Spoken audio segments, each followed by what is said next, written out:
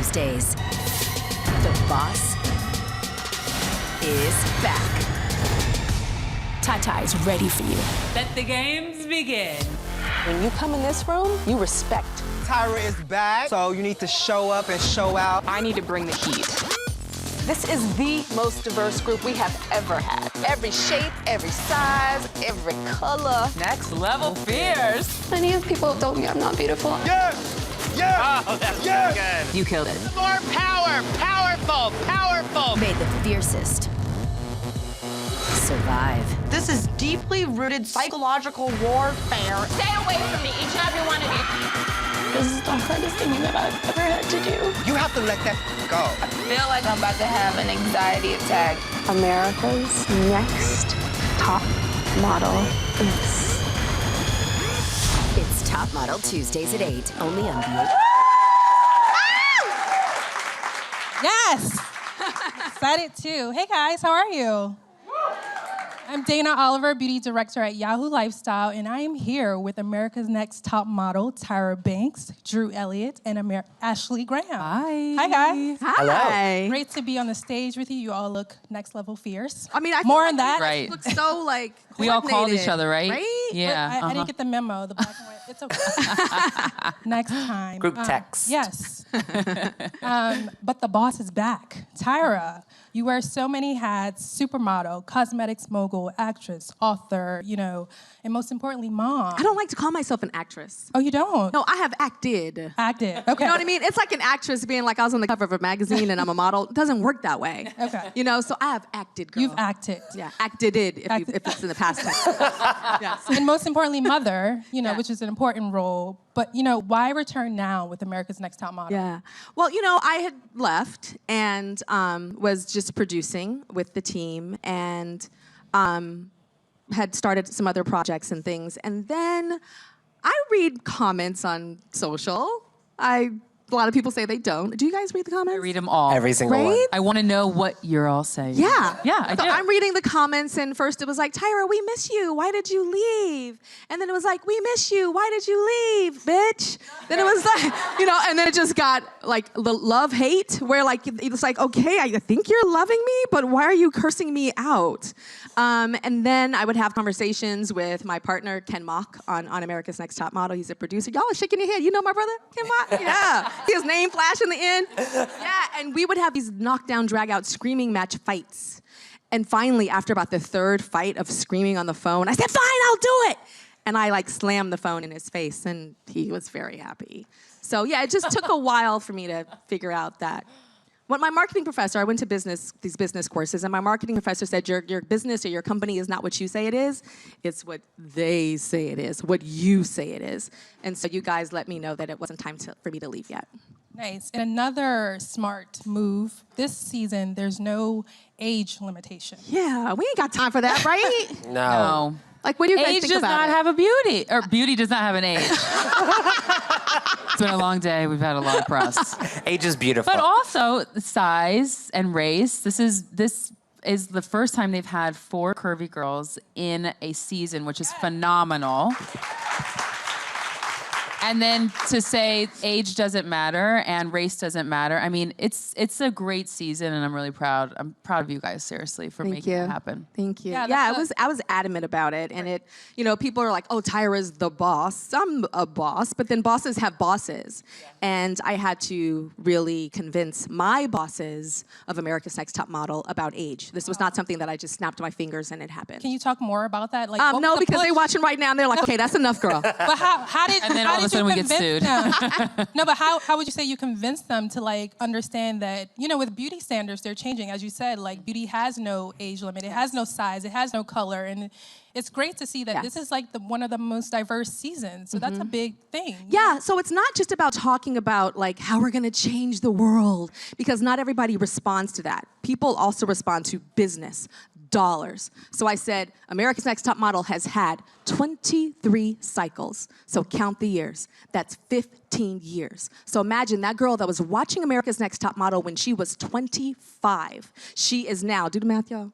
She's now 40 years old, but she's left because she feels like the show is not for her anymore. But that's still a part of your important demographic because your advertisers are between the ages of 18 and 49, and then they're like, okay. So when Tyra convinces you, she gives you a whole business case. She explains the creative and explains how this is going to take you to the forefront of modeling. Exactly. You have to talk to the people and say, we're making women feel beautiful, and then we have to talk to them saying, we're going to make your pocket feel beautiful. Do you know what I'm saying? It's like a whole 360 here. Yeah, everyone loves fashion. And, Ashley and Drew, can you speak to this as mentors? Ashley, you've changed the game as far as, curvy models and women. How does it feel for you, working with Tyra this season and, mentoring these women, with beautiful bodies of all, sizes and shapes?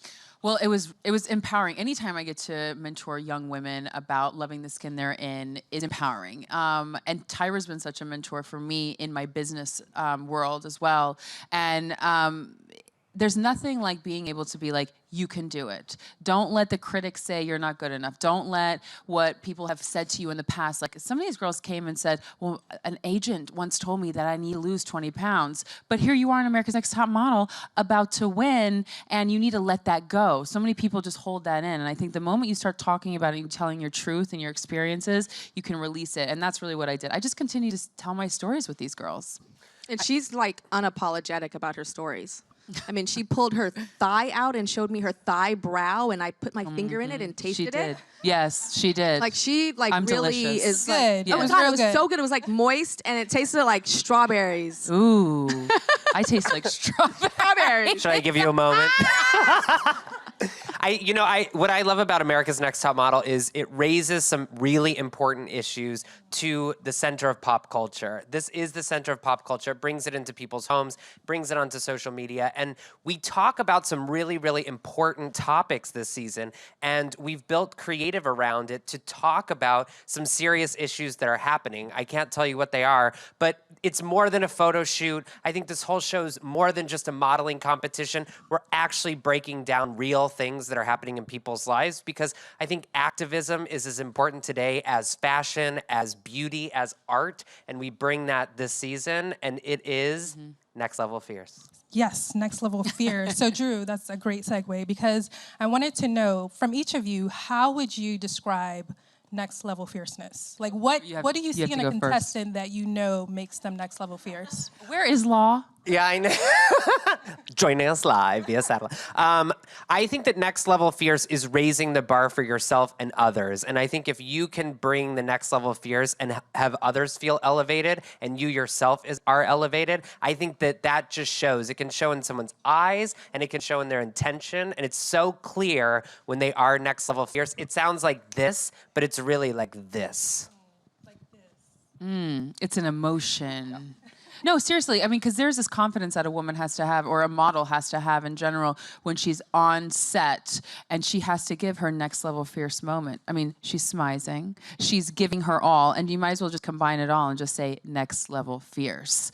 It's a new term that we're using, and so are all of you. Love it. And it's because America's Next Top Model has been around for 23 cycles, and these girls have grown up on America's Next Top Model. They think they know how to smize. They think they know how to runway walk. They think they know. So now the playing field is here. It used to be, this is a runway walk. You must put your left foot in front of your right and sashay, but not too much. Now they're like, I got that. So we're taking it to the next level, constantly pushing people. We're like that ballet teacher that is being extra hard on you because we believe in you and know that you can take it 10 times higher. I think the really interesting thing, too, about it is I think everyone thinks that they already know how to do this because they take selfies. Oftentimes, we're knocking out that bad habit of them. It's like, I look great. We had like to do this. that a few times this season. Smiling over here? You know you're guilty. They You're Instagram guilty. models. I saw you on Instagram. All up on the gram. But, Okay. speaking of that, social media, as you said, really pulled you back into America's Next Top Model. In the past year, we've actually seen the power of the internet and, elevating, under the radar models. Tyra, what did you, gather from your fans and followers from social media that you are bringing to this, season? I mean, well, I've discovered some of our models from social media. I discovered Winnie, beautiful, beautiful Winnie Harlow, on Instagram. I saw this beautiful girl that had vitiligo, and I was like, whoa, she is so beautiful. So even just using social media now for me to find girls and models is amazing. And then also just really understanding what people want and where the world is going. It used to be that fashion editors like dictated everything. And now you guys have no idea how much power you have to say what's hot, what you want to see just by clicking like or a comment. And the power has flopped and the power has flipped. And now magazine editors and creative directors are putting people on the cover that you think are hot. So y'all got the power. Use it. Absolutely. You've done that at paper. I mean, I was going to say Cardi B. I mean, Assad got a paper cover before I did, but, you know, it's okay. But, you know, can you speak to that? Because social media has just changed, you know, the industry so much. It's changed our business completely, and I think distribution is free, and so I think that that's the big thing. So, you know, media brands, we can be large, and I think that, you know, I found this kid who had a huge social following, but he was only wearing Quicksilver and, you know, jeans, and that's Cameron Dallas, and now he's the face of, you know, Calvin Klein and Dolce & Gabbana. And so really, we're looking at people who have, you know, vibrant social audiences and how they tell stories to those audiences. And that's what we also teach the girls on the show is they have to be able to tell a story. And social media is just really, you know, it's a story of who they are and how they really portray those things, because people are getting jobs based off of their social numbers and their feeds and all of that type of thing. So in the magazine and publishing and entertainment business, we're looking to the internet to help tell us what is cool and what's popular, and then turn that into really vibrant fantasy. And what I love about social media is, to me, I feel like if you have a camera phone, you're a model. Like, you have your photographer, you've got your lighting, you've got your retoucher, you've got your wind machine. If you have a friend takes a piece of cardboard and do like this to your hair, you know, you are a model. And so when you watch America's Next Top Modeling now, it's not just like, oh my God, like that would be so cool. It's like, that would be so cool. Girl, get some oranges, squeeze them down my body. Okay, then I need you to get some chocolate, smear it across my booty. Okay, now I need you to prop me up, now click. You know what I'm saying? And then so it becomes this thing that we're experiencing together. Fruit is on the brain tonight. Yeah. Yeah, strawberry, oranges.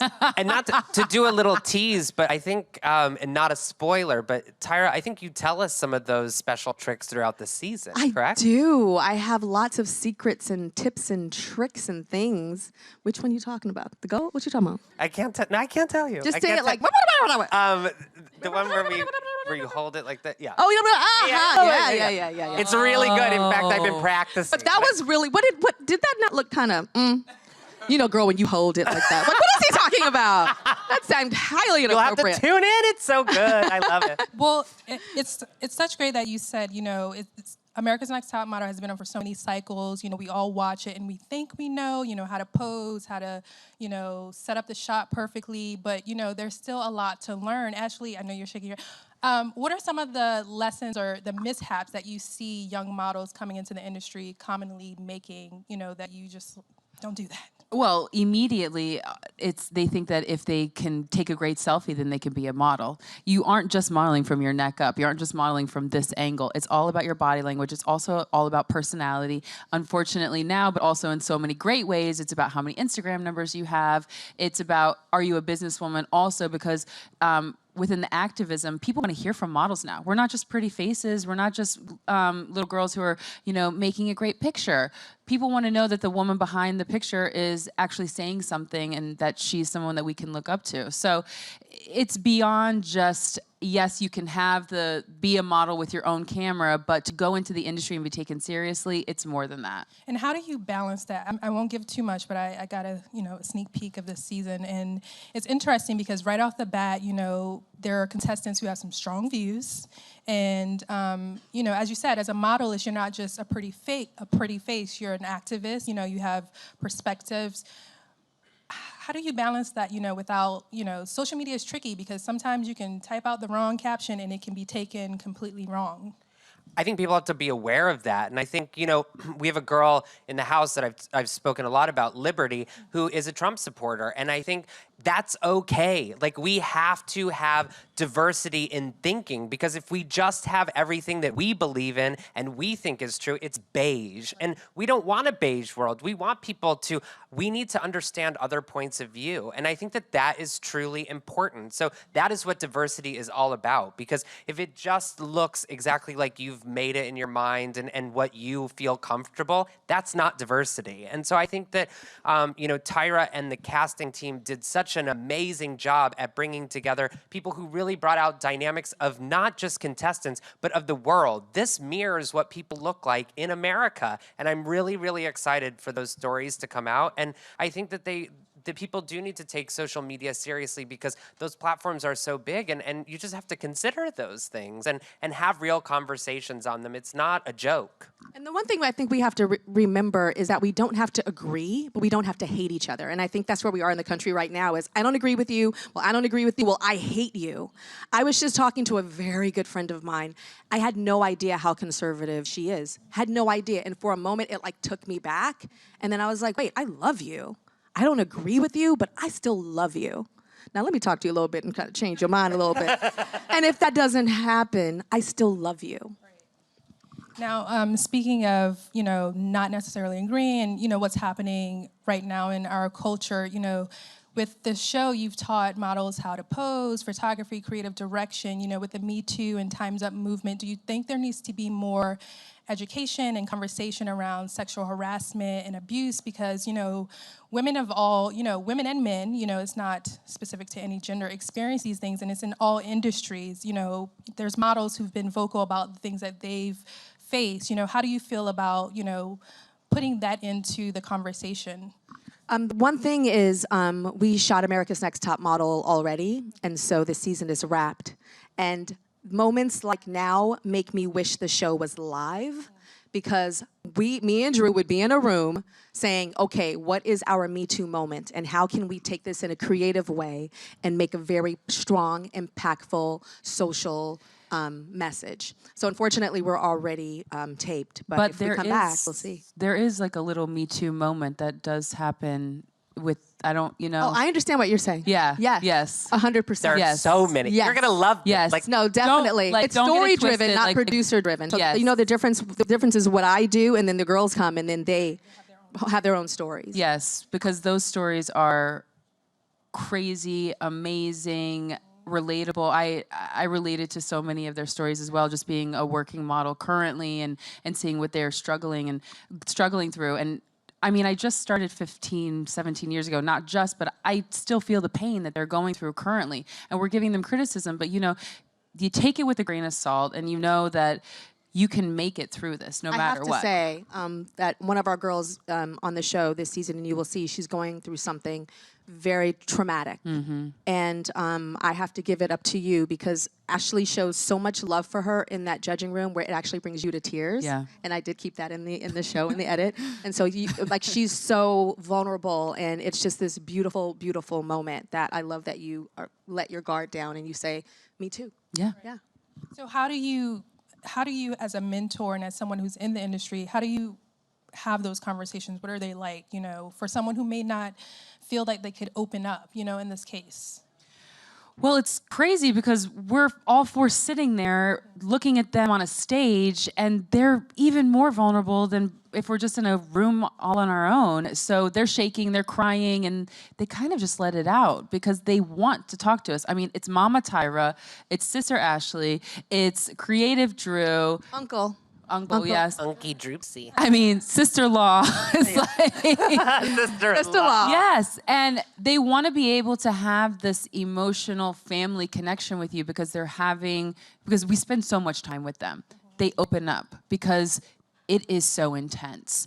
And what I've always done and what I've learned from the amazing women before me, Miss Tyra, is that the moment you speak your truth and the more that you give examples of what you've been through, the more they feel comfortable and that they can come to you and talk to you.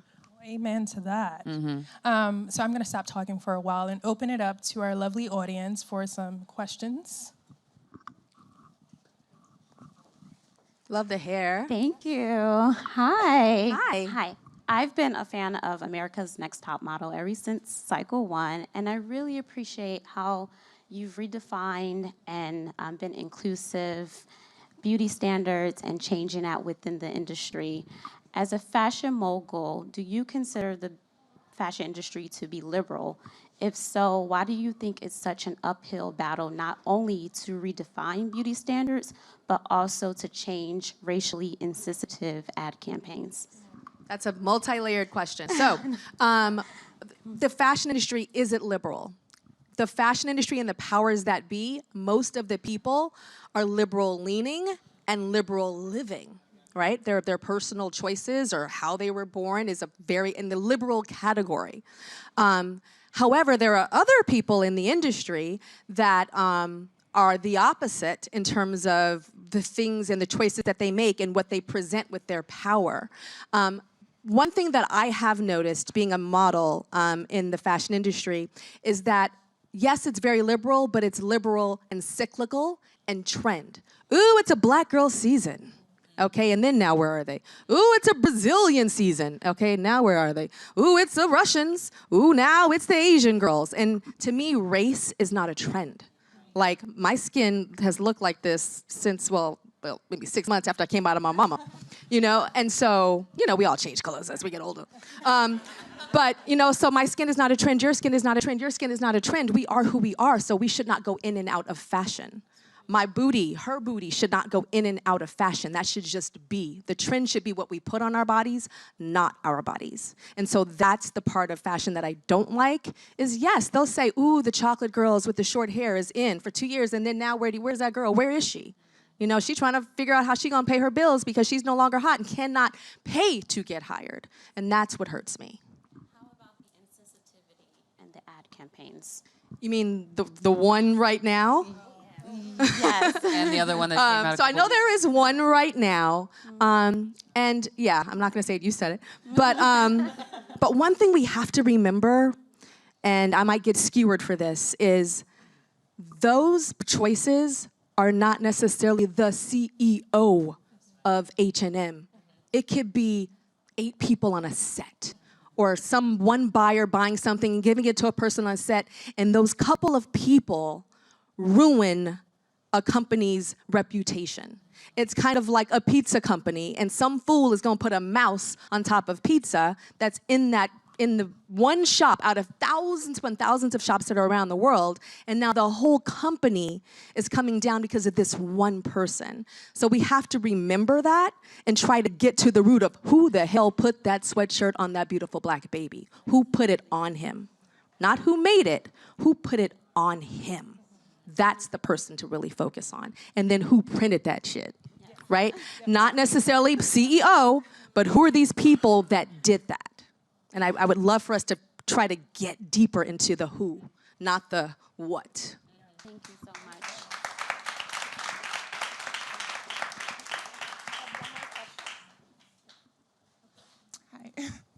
Hi, I just wanted to say thank you for creating America's Next Top Model and for keeping it going, because as a young girl, it really helped me come to terms with my self-esteem issues, in the sense that realizing that self-image is not just really how you look, but mostly the confidence and how you feel. So I really want to thank you for that. My question is for all of you, and it's how, before you became a part of the fashion industry and such a big part of it, what were your misconceptions about the fashion industry? Well, I think first off, I want to address your compliment to Tyra and just say, having spent time with Tyra and specific being in public with her, it's amazing how people approach her, because what you really realize is Tyra wasn't mentoring models throughout the show. She was mentoring America and girls, because so many, you know, even on my Instagram feed, all they want is advice and all they want is encouragement. And there are so few places where that's happening today. And so I say kudos to you for continuing that and coming back to the legacy that you built and doing that even more. But answering your question, I think that the thing that I didn't understand about the fashion industry is how much work it is.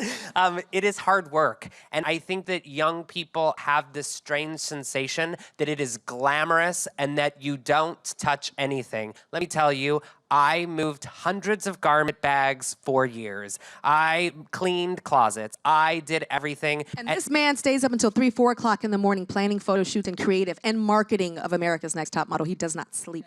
Yeah, I don't sleep because I love what I do, but I didn't get to be where I am with just being, it given to me. I worked so hard, and I think that, I've gone from intern to now I'm an owner of paper, and if you put your mind to it and you really work hard, you can do that. And I think that people think that fashion is fluffy and they're gonna slide into it. It's like, oh, I have a big social account, I'm gonna be amazing. They're not. My biggest misconception was that for curvy girls, there was no clothes made for us. High end, low end, anything that I wanted to get that was cute. And as the fashion industry grew and as more curvy models got to be known, of course, designers started coming out and say, oh, I go up to a size 24, oh, I go up to a size 28. And you're like, what? I can get a Prada skirt and it's in a size 24, and still women have no idea that exists. So there is still this misconception that there isn't any high-end designers that go up into curvy sizes, and sure enough, there are. Yeah, but all of like the stereotypes about fashion, I mean, it's kind of true. Me? I didn't realize. Okay, so I started modeling when I was 15 years old. And I had my insecurities. I had like cat scratch stretch marks on my booty, like a cat went, I was like 50 pounds lighter than I am now. It's real skinny, but I still had cellulite in my booty. So there were things that I had, skinny calves. To this day, I retouch my calves in my pictures, y'all. I kind of make them bigger. Yeah, I make them thicker. So I had my insecurities, but when I started modeling, my agents and makeup artists and designers and magazine editors told me about myself and things about my body that I didn't even know, and it became these new insecurities, and it was just like, whoa, I didn't know that was an issue. That was an issue. I have a long waist and that doesn't look good in swimsuits. Oh, I didn't know. Well, I got the cover of the SI, but that's another story. But all these different things I didn't know. And so they really pick you apart, and you have to be ready for that. And sometimes even on America's Next Top Model, a girl is like, I can't take it and I have to go home. And there are 2 levels to that. There's one of I'm just a quitter and I'm tired and I just don't feel like it and my boyfriend's waiting for me. I don't have patience for her. But when it's the girl that says, this is breaking my psyche, I don't feel healthy, I'm not good with this feedback, I'm not good with conflict, and you can tell there's a tenderness there, I'm like, baby, I open the door for her and say, this is not for you. And I love the fact that you can recognize that, because this industry is hard. I think the one thing too that's great is that those things are also, the fashion industry does change, and I think that it takes the consumers and it takes the people who buy it and it takes social media to make that change. But the one thing I love about the fashion industry is it listens, and so it's good that it does change, and it changed drastically quickly. Hello. I hear what you're saying about age and size, but why is height still a big deal for the runway? Wouldn't seeing, like from a business standpoint, wouldn't seeing different heights sell more? I don't know about why designers only want tall girls. I will tell you that we do have some girls that are not the typical 5'9" and higher on America's Next Top Model. There's one of my girls that I really, really love. I'm not going to say her name. She ain't tall at all. How tall are you? So she says she's 5'3", child. She's 1 to 2 inches taller than you and fierce. So I don't really know. Designers, they used to say like, oh, we don't make plus size clothes, or we only want our girls to be a size 0 because more fabric costs more money. Well, if more fabric costs more money, how come you ain't got a 5'1" girl on your runway? That's what I don't understand. So obviously they lying, right? Right? If it's a fabric thing, you're gonna put the little cute little girl on there. So I don't know. You can speak more because you're more on the hiring side of that. Why is the height I'm just thing? going to break it down for the real facts of why this happens. Break it down. I mean, just from my experience, I'm not saying it's right or wrong. What I'm saying is this is the reason why is sample sizes designers come and they make a sample of each of their collections, right? And so One. they make one. It's very costly to make that one. And so most women, you know, depending on their size, can fit somewhere inside of that. But the shorter girls, that is very, very hard for them. The second piece is runway is really, really hard for a shorter girl. And when you put them against, when you put a very, very short girl against a very, very tall girl, it looks she's at a disadvantage just because of the way optics are and because the way the clothes hit and the lighting and all of those things. It's just the hard fact. I'm 5'5". And I get your pain. I get the pain of people who are short because I've lived that short. And I totally know. And it's there are just certain things, and people ask me, there are certain things some people can be amazing in and other things they can't. It does not mean that a 5'1" girl cannot get a beauty campaign and cannot be an Instagram superstar or be a high fashion model. Will she be on the runways? Probably not. And I think that's But I also think that fashion, how you say it, changes so much. Sure. Fashion is also about, I just like her. I don't know why. I just like her. She's 5'1" and I'm going to make her a star. Or she's 5'7" and I'm going to make her a star. And there has never been a girl that's 5'7" on the runway and her name is Kate Moss. Hello. So, and I think Kate Moss is probably 5'6". So it also is about the powers that be just saying, I like it. And then once they say, I like it, that thing that we think feels weird because we're so used to seeing 6-foot-tall girls on the runway, you see the 5'1" girl next to this 6-foot girl, and it's like, oh my God, she's so new, she's so amazing, it's so fresh. Like, look at her. She's so little. Like, oh my God. I hope short becomes a trend. I really do think that. Make it a trend, the Drew. people. Do it. Yeah, well, Drew is already so diverse and stuff. I think it's the other people in the fashion industry that just have to have that moment where they lose their tongue for somebody that's really short. And then it just changes things. Fashion is business, but it's also just like I'm just feeling this for a moment. How many times have you guys been in a museum and there's like some art and it's like, it looks like somebody went like this? And then it's like $20 million because somebody cool is saying it's worth that. So we need somebody cool saying that a short girl is amazing. Just like we have lots of millions of cool people saying that Ashley's body is cool. Ashley's body has always been cool. But it's now people saying it that now it's like, damn, now it's hot. But what we really want, and I know Ashley has said this, what we really want is for it to not be cool, for it to be boring, and just be normal. Like, she's short, she tall, she thick, she curvy, she this, she that, whatever. That's what we really want. She black, whatever, she white, whatever. We all the same. We just models, we just people. That's the goal. That's the goal. And we have one more question. Yes. So first off, I think it's great how you've proactively worked to help redefine what beauty is. And my question is for Ashley and for Tyra. I guess over the course of your career, what brand has, resonated most deeply with your values? And then on the flip side, particularly early in your career where you're trying to just book jobs, has there ever been an instance where you've booked a campaign and whatever the brand stood for didn't resonate with your values? And how did you deal with those situations? You are good. I love how she passed the baton. She's like, go mama. Go mama. There's pluses and minuses and trade-offs to every brand, right? So the one thing I loved about being a Victoria's Secret angel is I was 20 pounds heavier than all those girls that were the curvier girls back in the day. Like, so on social media, they're like, I liked back in the day when you guys had more curves than the girls in the Victoria's Secret runway of today. But I still was 20 pounds heavier than them. And they never told me to lose weight.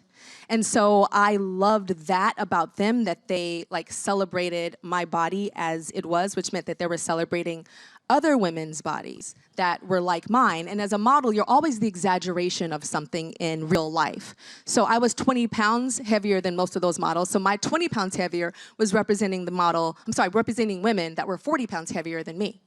You understand how that is with aspiration? It's like it's like the next level of something. So I love that I was representing women that had bodies and that they celebrated that.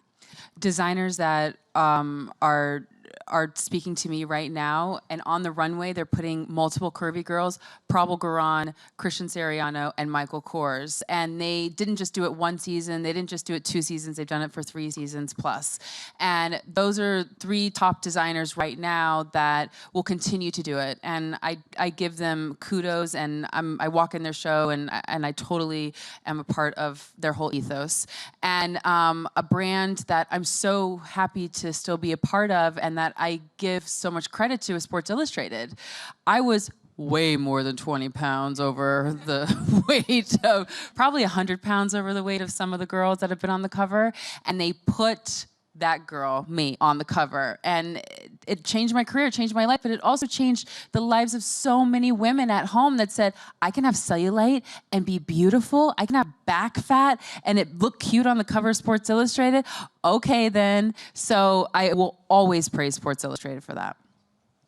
Awesome. Well, thank you guys so much. Before I let you go, can you let everyone know when and where they can watch America's Next Top Model? You can watch America's Next. Is this airing today? When is this airing? Right now. This is live. Oh my We're God. live. We live, baby. Oh my God, I have to do something. Okay. What do we want to do? I don't know. We're live. Like, I need to like pop my booty. Do it. Pop it. Pop it. Pop I it. know we were live. We are going to be on VH1 Tonight. at 8:00 p.m. So Tuesdays is your day, okay? So Tuesdays, when it hits Tuesdays, every Tuesday? Supermodel Tuesday. Yes, Supermodel Tuesdays, 8:00, baby. The boss is back. Tune in at 8 p.m. He is the commercial. VH1. Shall we beatbox out?